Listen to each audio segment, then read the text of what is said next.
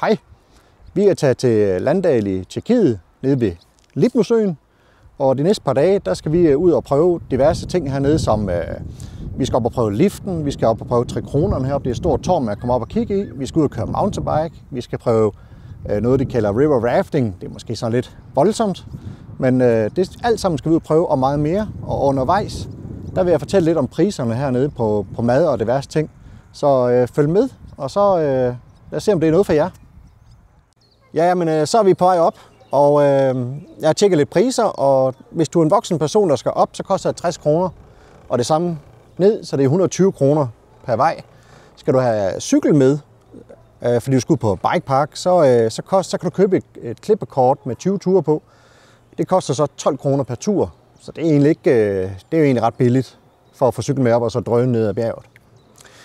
Vi kommer også derop, hvor det store udkigstårn er, og Forest Kingdom herovre, som jeg desværre ikke kommer ind i, fordi det er mest for mindre børn, og jeg har store børn. Men jeg viser nogle billeder derfra.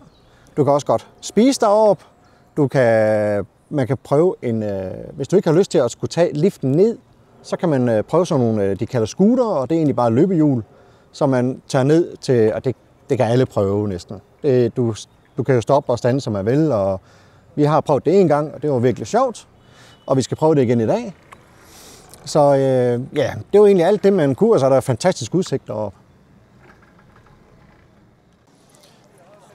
Nu er vi kommet op til Trekrone, altså den der tårn, man kan komme op på. Selve gangbroen er 6,75 meter lang, og der er 40 meter op.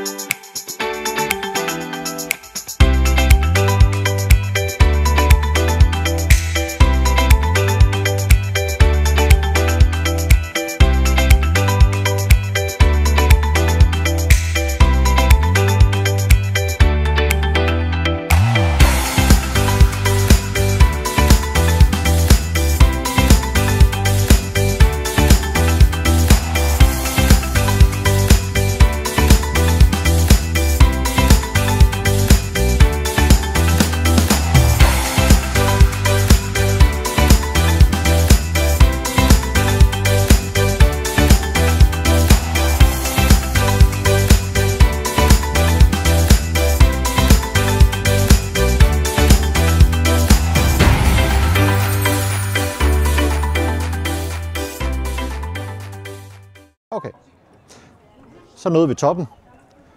Der er rigtig fin udsigt ned til Lipmusøen herfra. Det skulle være muligt at se havørn og røde glinter og andre rovfugle herfra. Det er ikke lykkedes for os at se noget endnu, men det er hvad det kommer på vej ned. Så nu går turen ned igen. Det er lige 40 meter ned og 675 meters gangareal, inden vi kommer tilbage. Så vi ses dernede.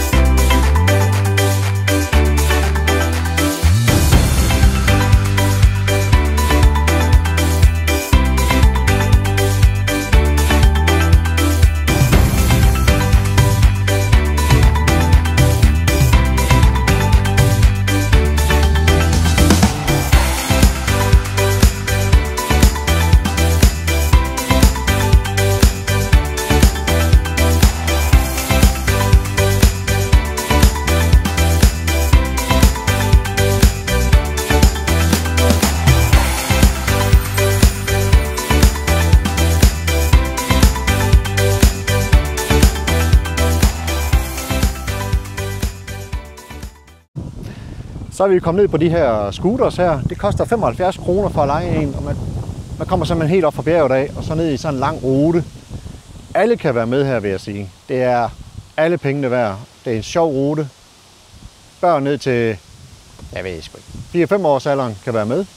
Så, og det er helt klart pengene værd. Så prøv det, og så se om det er noget for jer.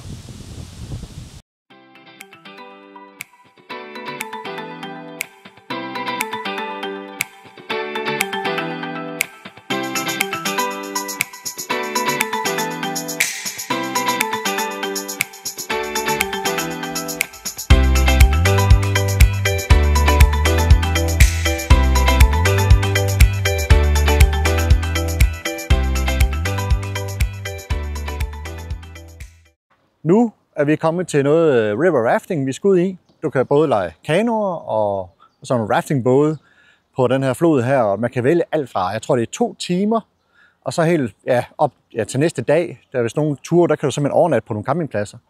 Så det skal vi ud og prøve, og vi filmer selvfølgelig undervejs. Så tag med.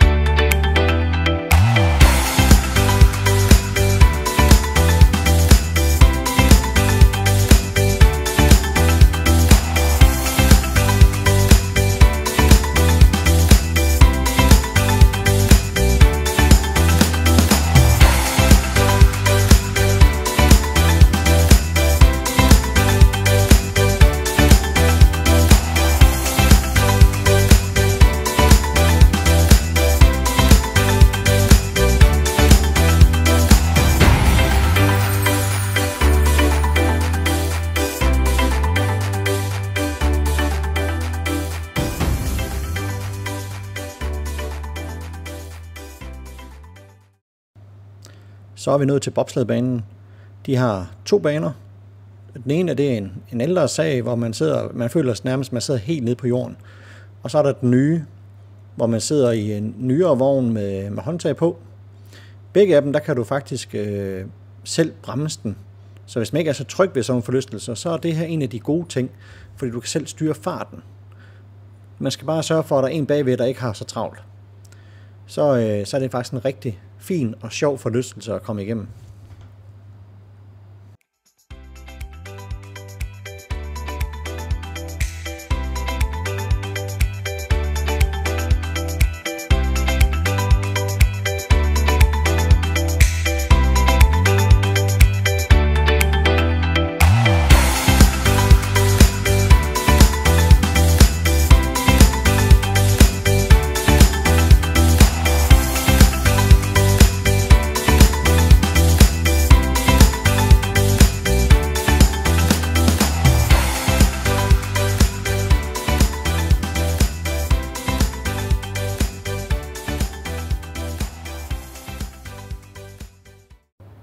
Så er vi nået til klatterparken, som ligger tæt på bobslæderne. Der er 3 ruter, og den ene rute, den koster 107 kroner, og den anden koster 150, og den sidste koster 181. Når man har været igennem banen, så har man også mulighed for at prøve deres zipliner, der går ud over deres lille sø. En lille fin tur, hvor det ikke er alt for skræmmende, så jeg tænker, alle godt kan være med der.